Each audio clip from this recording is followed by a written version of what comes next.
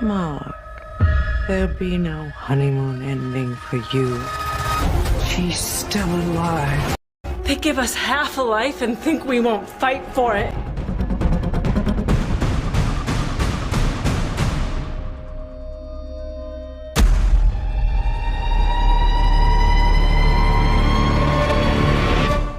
What is up, everybody? Jeremy Eisenfire here, and welcome to the channel.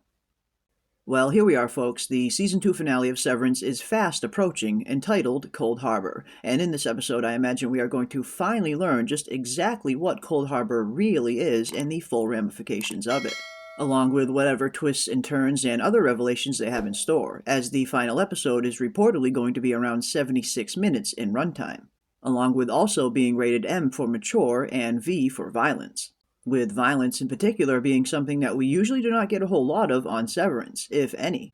So it should be pretty interesting to see why this episode in particular has earned that score. And taking a look at the limited episode 10 preview, it looks like we are going to see some pretty interesting things come to a head in the season finale, as the preview starts off with a piece of dialogue from Cobel stating to Mark that there will be no honeymoon ending for him.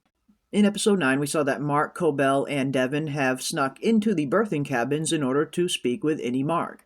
Apparently, the technology at the birthing cabins acts in a similar manner as the elevator on the severed floor. Just as one begins to use these elevators, they end up switching from Audi to their Innie version, and these cabins have a similar technology built in, where once you cross the threshold of entering into one of these rooms, you also switch from Audi to Innie, giving Cobel and Devon a chance to talk to and to warn Innie Mark about Cold Harbor without Lumen finding out. And given the information we received in episode 9, how completing Cold Harbor could potentially kill Gemma, I imagine they are also going to tell Innie Mark this same thing as well, so he knows not to let Cold Harbor reach 100%. And hearing Cobel tell Mark that there will be no honeymoon ending for him definitely gives me the feeling that she is speaking to Innie Mark, and referring to his relationship with Helly and how it will not have a happy ending, which if nothing else will continue the theme of Innie's having horrible luck when it comes to love, just like Dylan and Irving before him. And I believe most of the audience also had a feeling that one of these relationships would end in heartbreak as well. After all, Innie and Audi Mark are in love with two different people, making it impossible for both of these relationships to last. So I suppose we'll get a good hint in the finale as to which one will survive, if any at all. The preview then continues with some dialogue from Helly R, stating that they gave us half a life and think we won't fight for it, as we see a shot of Dylan kissing his wife. And given how things played out in episode 9 for Gretchen and both Dylans, it's going to be interesting to see if this is Innie Dylan or Audi Dylan kissing his wife. Although I do get the feeling it is Audi Dylan, as one of the children is present as well, and it doesn't seem like Gretchen has ever brought any of the children to Lumen. Or could this potentially be Innie Dylan after all? Could Gretchen maybe have had a change of heart and reconsidered Dylan's offer of marriage and went back to Lumen to reconcile? Or is this simply Gretchen and Audi Dylan moving on with their lives and putting Innie Dylan behind them? And Helly's piece of dialogue was pretty interesting here as well. One thing we do know about Helly up until this point is she is indeed a fighter. She is not one to simply back down and sit on the sidelines and wait for things to play out. She's always been the type to take action herself. And hearing Helly talking about fighting for the half of a life that Lumen gave them definitely gives me the feeling that she is referring to her and Mark's relationship, and how she's not ready to simply give it up just because they are Innies. After all, I have to imagine it has occurred to Helly that as they are trying to rescue Audi Mark's wife, it definitely puts Innie Mark and Helly's relationship in danger. So I can certainly see Helly fighting with everything she has to try and hold on to what she has with Mark. After all, Mark and Helly have gone through quite a long road in order to even be together in the first place, with Helena stealing Helly's identity for a good part of Season 2. And that doesn't even begin to cover what's going to happen to them when reintegration is fully complete, and whether or not Mark will even retain feelings for Helly or not. However it goes on to play out, I get the unfortunate feeling that it is not going to end well. But next we get an interesting glimpse of one of the animatronic statues of Kier Eagan himself, something that we first heard about all the way back in episode 1. When Mark first returns to work and is greeted with 3 new MDR employees, we hear about 2 of them and their perpetuity wing, how their statues used to move. And as interesting and creepy as this is to see, part of me would have wanted to see the Italian perpetuity wing a little bit more, and the broom handle and plates that make up their statues. But seeing this moving version of Kier definitely begs a few questions. Are we going to see a different building of Lumen? Are we going to see somebody else's perpetuity wing entirely? Or could the current perpetuity wing simply be getting an upgrade? And the perpetuity wing in and of itself has always been one of the most fascinating parts of Severance that we've seen thus far, and I've always wondered if we were ever going to return there or learn a little bit more about it. The perpetuity wing, of course, houses statues of all of the previous CEOs of Lumen, from Kier Eagan all the way up to the current James Egan. And while the Severance wiki does give us a little bit of information on them, I always thought it would be interesting for the show to dive a little bit deeper into some of the previous CEOs of Lumen and learn a little bit more about their backstories and how they operated. Have all of the previous Egan CEOs of Lumen all been on the nefarious side, more like Kier and James seem to be? Or was there ever a time where a CEO of Lumen was a little bit more on the altruistic side and wanted to use their power for good? The show has certainly set up some very interesting lore behind Lumen and the Egan family in general, making them almost come across like the modern-day corporate America version of House Targaryen, even down to their incestuous history.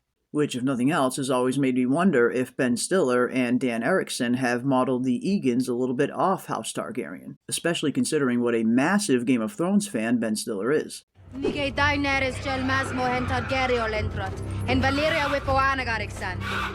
Valeria Munuengos Nuhis Isa. Dracaris. And next we see a shot of James Egan himself sitting at a computer desk. It seems like the more that they begin to peel back the layers of James Egan, we start to see how creepy this guy really is. As we learn in episode 9 that he apparently has multiple different mistresses that are giving birth to his illegitimate children all the time. Or at the very least, often enough for the birthing cabins to have a secret code to gain entry to, which of course was our Twilight Zone tie-in in episode 9, The After Hours. And seeing James in this very small room with a single computer terminal definitely makes me wonder what exactly is going on in this scene, and if in fact James Egan is the sole member of the board this whole time, like many fans have speculated. Or if this could potentially be James Egan's personal office where he is monitoring Cold Harbor and watching it not make it to 100%. One thing we see in episode 9 is how Lumen and Drummond in particular are quite perturbed that Mark didn't show up to work, as that was supposed to be the day where Cold Harbor reaches 100%. Or as James Egan puts it, a monumentous day. And whatever reaching 100% of Cold Harbor really means, it certainly seems that it is very important to Lumen and the future of the Egan family, as you certainly get the sense that a big part of the company's future is hinging on this program being a success, with even Drummond himself stating that the work that Mark is doing on the file will be known as one of the most important moments in human history. But just what exactly is Cold Harbor really? Some fans have speculated that we might have gotten a hint as to what Cold Harbor might really be in the intro sequence of Season 2, as we see a car being driven into the icy lake, with some fans speculating that this could potentially be Cobel's car herself, or maybe even Gemma's. Whatever Cold Harbor is, it certainly seems to be personally tied to not only Gemma, but Mark as well, almost as if the emotional and personal connection between Mark and Gemma is contingent on the program being a success. Which, if nothing else, would also explain why Mark has been so important to Lumen up until this point, and how they believe he is the only one who can complete Cold Harbor. And seeing as episode 9 ended with James Egan himself arriving on the severed floor, it would make sense that he would stay until Cold Harbor was 100% complete, with this scene being him observing the progress from afar. But next, the trailer begins to heat up as we see a frustrated-looking Milchick taking his tie off walking down the severed hallway, which is an interesting scene given the context between Milchick and Drummond's previous meeting, with Milchick finally standing up to Lumen and Drummond and demanding respect. Could this be a sign that the relationship between Milchick, Drummond, and Lumen in general is continuing to deteriorate? And could it potentially even be a sign that Milchick was either fired or has quit from his position as head of the severed floor and is walking away in frustration? Or could this anger even be directed at Mark himself for not getting Cold Harbor to 100%? After all, given how episode 9 ended with Innie Mark having a chance to speak with Cobel and Devon, I imagine they are most likely going to fill him in that completing Cold Harbor to 100% could endanger Gemma, which would most likely make Innie Mark try to stall for as much time as possible the next time he goes back to work. And if Milchick and Lumen figure out that he is intentionally stalling, that could certainly cause some problems. Which brings us to our final scene in the episode 10 preview, a scene of Drummond slamming Mark up against a wall in one of the severed hallways. Which makes me wonder if this scene is the reason that the finale is going to be rated V for violence, or if there's going to be any other violence in the finale as well.